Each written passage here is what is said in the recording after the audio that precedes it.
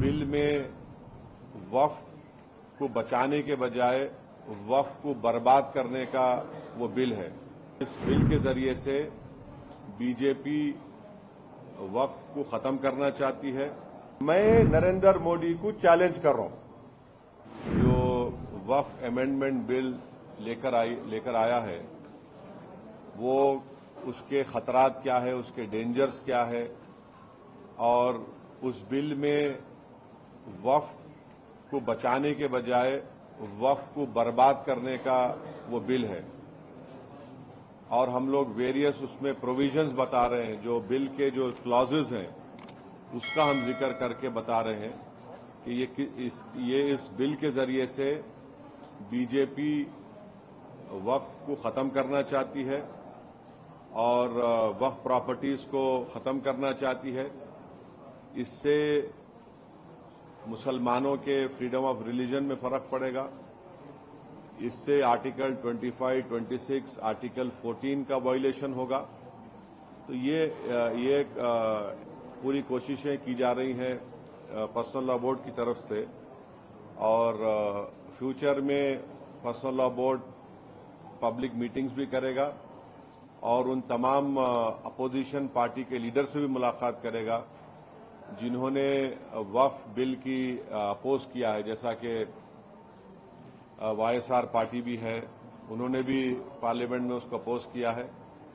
और आइंदा वक्फ बोर्ड की तरफ से all India personal law board की तरफ से भी जाकर आंध्र प्रदेश के चीफ मिनिस्टर चंद्रबाबू नायडू साहब से भी मुलाकात की जाएगी।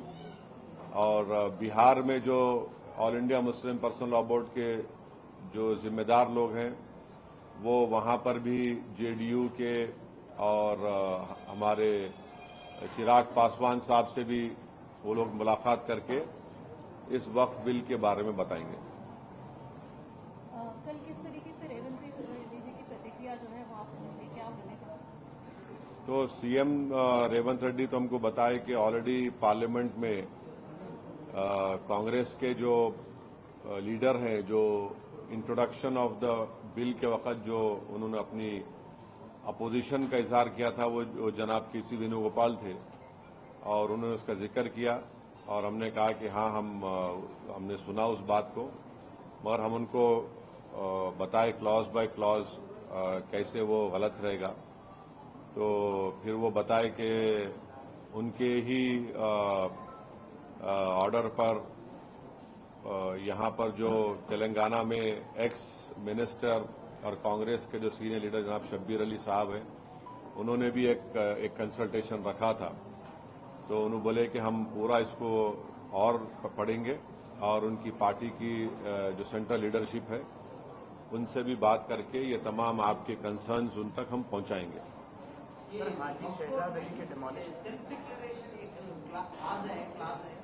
उससे वजह से मिसयूज हो रहा आरोप है, उसके बारे में आपका पॉलिसी? तो देखिए, आपको गलत इन्फॉर्मेशन है। वो है 1995 का एक्ट में, भाई वो फोन बंद करो या प्रेस कॉन्फ्रेंस खत्म कर दो यार। 1995 के एक्ट में सेक्शन 40 है सीओ को, जो सीओ के पावर्स है वो हिंदू एंडोमेंट बोर्ड के कमिश्नर को भी पावर्स है, और कोई भी जाकर ऐसा नहीं बोल सकता कि वक्फ है। अगर खबरस्तान दिखा, अगर मस्जिद दिखी, दरगाह दिखी, तो वो तो गवर्नमेंट प्रॉपर्टी नहीं हो सकती ना प्राइवेट प्रॉपर्टी हो सकती। तो वो पावर सीओ को थे। हमारा डिमांड ये है नरेंद्र मोदी सरकार से कि सेक्शन 40 में लास्ट 10 इयर्स में इनको पावर में है ना, वो सेक्शन 40 का अगर एब्यूज हुआ है उसके आप हमको एग्जाम्पल्स दो, या फिर अगर कोई कोर्ट का फैसला है जो सेक्शन 40 के खिलाफ बोले, चाहे सुप्रीम कोर्ट का हो, हाई कोर्ट का हो या वक्फ ट्रिब्यूनल का हो, वो बताओ हमको। आपके लिए कोई डेटा है क्या? बल्कि सुप्रीम कोर्ट का एक जजमेंट है जिसमें सुप्रीम कोर्ट ने कहा कि सेक्शन 40 का सही इस्तेमाल हुआ और आप आगे बढ़ो। वो जजमेंट याद नहीं आ रहा, मगर रीसेंट जजमेंट है सुप्रीम कोर्ट का वो। अच्छा, जैसे अभी हम बात कर रहे हैं तो वहीं पर दूसरी तरफ से आरोप ये भी लग रहा है कि वक्त की जो जमीन है उसका दूसरे तरीके से भी इस्तेमाल किया जा रहा है, मार्केट बनाए जा रहे हैं। क्या बनाए जा रहे हैं? मार्केट बनाया जा रहा है, उससे जो भी रेंट या जो भी पैसा आता है वो मुसलमानों तक या जो गरीब मुसलमान है वहां तक पहुंच ही नहीं रहा है, तो उसका दुरुपयोग भी किया जा रहा है, ये आरोप लग रहा है। नहीं, देखिए, आरोप लग रहा है, ये सब चीजें हो सकती नहीं हो सकती, मगर सवाल ये है कि इस प्रपोज बिल में सेक्शन 3 एक है जिसमें ये नरेंद्र मोदी की गवर्नमेंट ये बोल रही है कि सेक्शन 3 में अगर किसी वक्फ प्रॉपर्टी पर गवर्नमेंट कब्जा करके बैठी हुई है तो कलेक्टर उसका फैसला करेंगे और कलेक्टर फैसला करने के बाद उसका रेवेन्यू में रिकॉर्ड चेंज होगा और वक्फ बोर्ड को बोला जाएगा कि आपके वक्फ के रिकॉर्ड से इसको निकाल दो। तो सेक्शन 3(r)(c)(1) कुछ है। तो पहले तो यह कि कलेक्टर अपने ही केस में जज नहीं हो सकता, ये प्रिंसिपल्स ऑफ नेचुरल जस्टिस के खिलाफ है। आप कलेक्टर को बोल रहे हैं कि तुम अपना ही फैसले का जज बन जाओ, और मैं आपको बोल रहा हूं कि सच्चर कमेटी के चैप्टर 11 में वक्फ प्रॉपर्टीज का जिक्र है। उस चैप्टर में आप 11.5 बॉक्स को पढ़ो जिसमें 6 स्टेट का जिक्र है जहां पर गवर्नमेंट वक्फ प्रॉपर्टीज के ऊपर कब्जा करके बैठी हुई है, जिसमें दिल्ली के 200 प्रॉपर्टीज पर कब्जा करके बैठे हुए हैं। तो अब ये सेक्शन अगर रहेगा तो इसकी वजह से कोई भी कलेक्टर ये बोल देगा कि गवर्नमेंट प्रॉपर्टी है, और कौन सा कलेक्टर गवर्नमेंट के खिलाफ फैसला देगा बताओ आप? कौन सा कलेक्टर देगा? और तीसरी बात यह है कि सुप्रीम कोर्ट के कई जजमेंट्स है जहां पर सुप्रीम कोर्ट ने कहा कि कलेक्टर और रेवेन्यू किसी को टाइटल बेस्टो नहीं कर सकते। तो अब रेंट का आप बोल रहे ना, यकीनन रेंट बढ़ना चाहिए। तो सच्चर कमेटी में एक रिकमेंडेशन था कि पब्लिक प्रेमिसेस एविक्शन एक्ट वक्फ पे लागू करो, वक्फ बोर्ड पे। आप लागू नहीं कर रहे हैं, आप लागू कर दो ना भाई, उसको दे दो आप। और इसी आपके सवाल से रिलेटेड एक बात है कि जैसा हिंदू एंडोमेंट बोर्ड को समरी इविक्शन पावर्स है, कमिश्नर ऑफ एंडोमेंट को, असिस्टेंट कमिश्नर को, वो स्टेट वक्फ बोर्ड को नहीं है।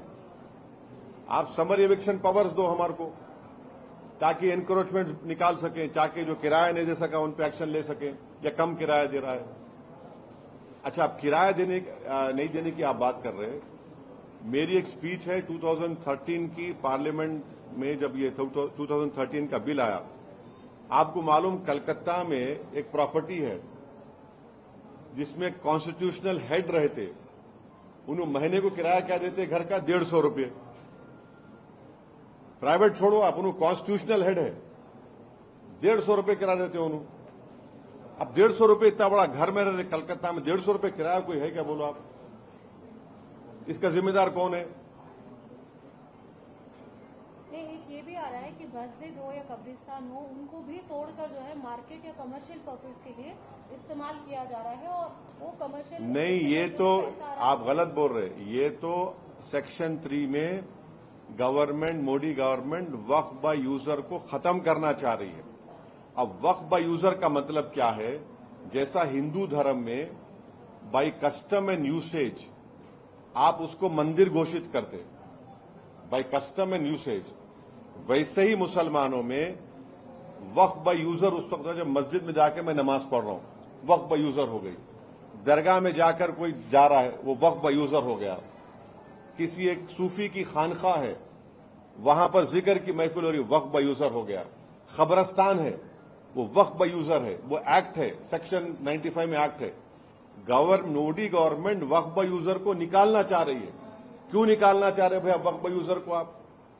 जब आप हिंदू धर्म में बाय कस्टम एंड यूसेज ये बोल रहे हैं कि it is a endowment property, वैसे ही आप इस्लाम में वक्फ बाय यूजर का मतलब यह कि वो मस्जिद मेरी है।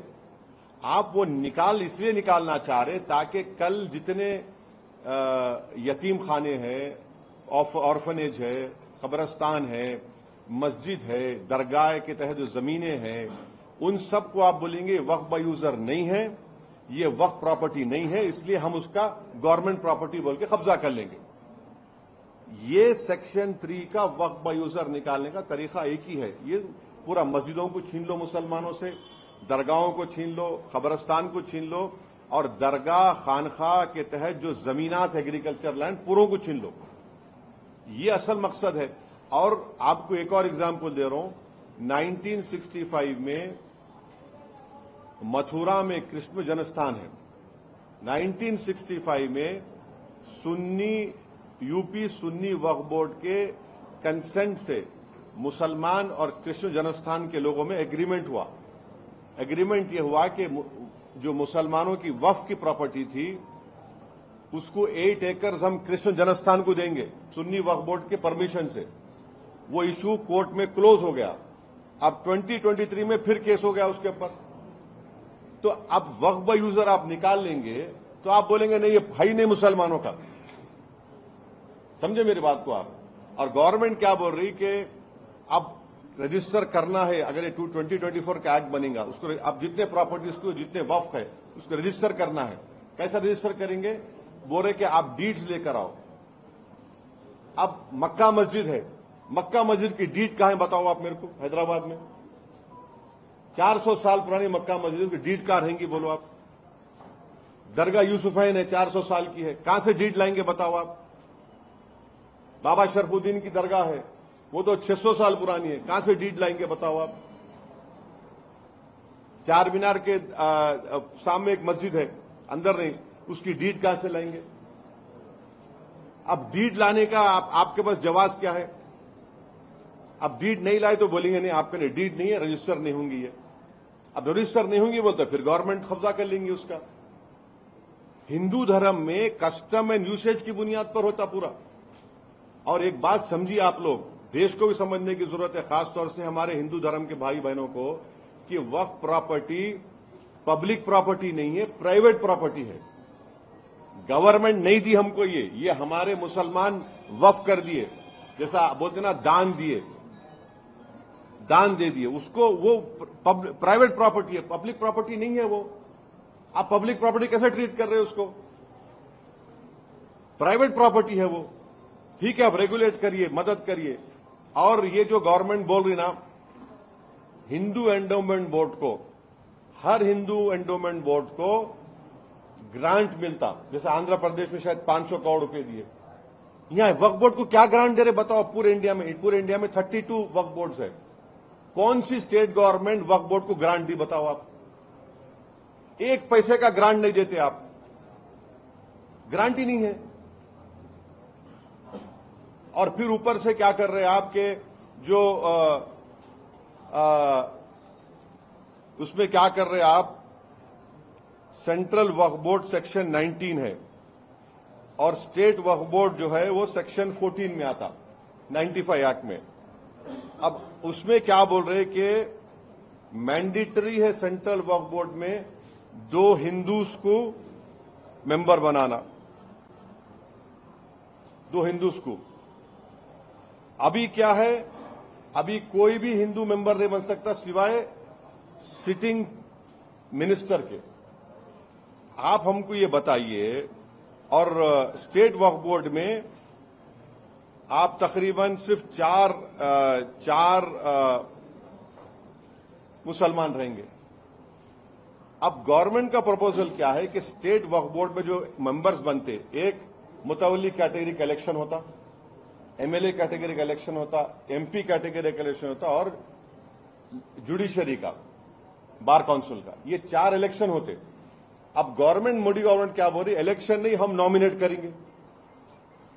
क्यों नॉमिनेट करेंगे भाई? आप इलेक्टोरल प्रोसेस के खिलाफ क्यों हैं? और फिर आप ये बोल रहे कि नॉन मुस्लिम को मेंबर बनाएंगे। मैं नरेंद्र मोदी को चैलेंज कर रहा हूं और आपके सामने अब जो बोल रहा हूं आप जरा इसको गहराई से सुनिए। उत्तर प्रदेश में काशी विश्वनाथ टेम्पल एक्ट है 1983, आप लिख लो ये। उसमें सेक्शन 3 है, सेक्शन 3 ये बोलता है कि no person unless he is a Hindu by religion be eligible for being or continuing as a member of the board or executive committee or chief executive or as an employee. यानी काशी विश्वनाथ का section 3 ये बोल रहा है कि वो जो हिंदू होगा बाय रिलीजन वही एलिजिबल होगा बोर्ड का मेंबर बनने के लिए, एग्जीक्यूटिव कमेटी का मेंबर बनने के लिए और सीईओ बनने के लिए और एम्प्लॉय होने के लिए। फिर आप वही काशी विश्वनाथ टेम्पल एक्ट 1983 में सेक्शन 6(3) देखो आप, जिसमें यह बोला गया है कि where a member of the board can not perform his duties as such by reason of the fact that is not a Hindu, the person available next below him in this behalf shall be a member of the board. यानी अगर कोई member अपनी duties को निभा नहीं सकता इसलिए कि हिंदू नहीं है तो किसी और को हिंदू को बनाया जाए। आप यहां पर क्या कर रहे हैं सेंट्रल वक्फ काउंसिल में और स्टेट वक्फ बोर्ड में? काशी विश्वनाथ बोर्ड का कोई हिंदू ही मेंबर बन सकता है, मुसलमान नहीं बन सकता। और याद रखिए, हिंदू का डेफिनेशन आर्टिकल 25 में हिंदू, बौद्ध, सिख और जैन है। यहां पे क्या बोल रहे, सिर्फ हिंदू रहेगा, ना सिख